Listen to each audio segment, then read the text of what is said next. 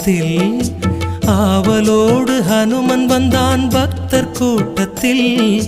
ராமகதை எழுந்து வரும் கோவில் மன்றத்தில் ஆவலோடு ஹனுமன் வந்தான் பக்தர் கூட்டத்தில் கதையை கேட்டதும் அவன் மகிழ்ச்சி கொள்கிறான் ராமநாமத்தால் ஹனுமன் பணிவு கொள்கிறான் கதையை கேட்டதும் அவன் மகிழ்ச்சி கொள்கிறான்